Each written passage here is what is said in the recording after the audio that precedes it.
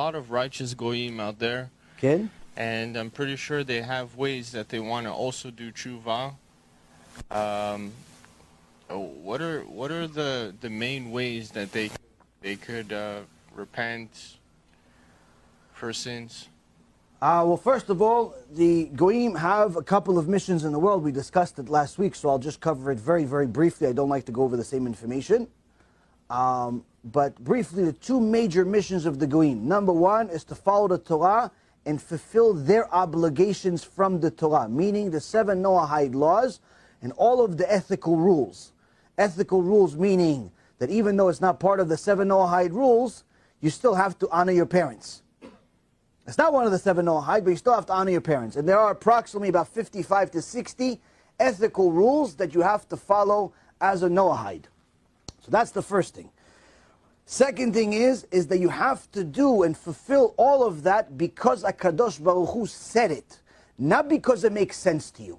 So the Rambam writes, if a goy follows the Torah, he doesn't eat an animal while it's still alive, he doesn't commit adultery, he doesn't bow to some idol, but not because it said so in the Torah, not because Hashem said don't do it, but because it makes sense to him not to kill people, it makes sense to him not to eat animals while they're still alive, it makes sense to him to fulfill all of these mitzvot.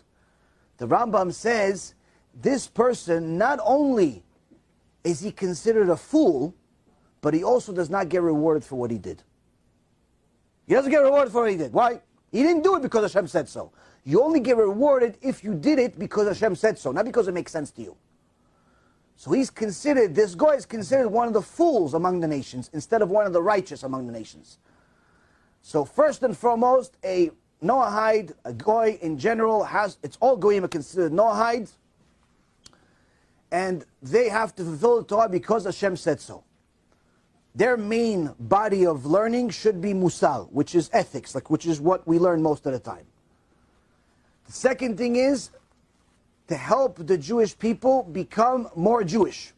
In fact, that is one of their top obligations. There's 2 top obligations, that's one of them.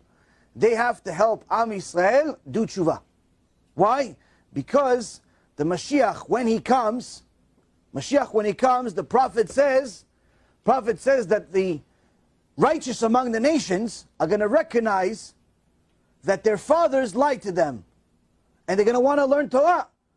So they're going to have 10 people out of every one of the nations, meaning 700 people. The 70 nations, 10 out of every one of them, 700 are going to hold on to every corner of the tzitzit of a Jew. So you have 4 corners, 4 tzitziyot, 4 corners to the tzitzit. Each Jew that wears a tzitzit is going to have 700 times 4, 2,800 goyim as his servants. Not servants so they could clean up for him only. Students. He's going to be their rabbi. He's going to be their rabbi. So how is he going to be a rabbi if he didn't even do tshuva yet?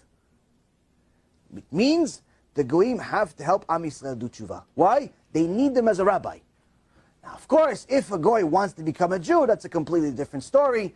Then obviously that is something that's extraordinary, and there are many, many goyim, Baruch Hashem, that are converting as we speak.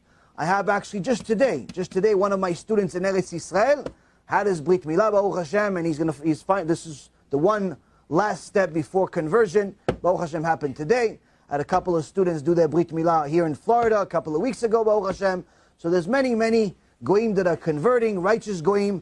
But nonetheless, the point is that if they don't want to convert, they want to be righteous goyim, it's not a problem. They still have heaven, but that still means they have to fulfill the obligations of learning their part of the Torah and helping the Jews do tshuva. Yes, question over here.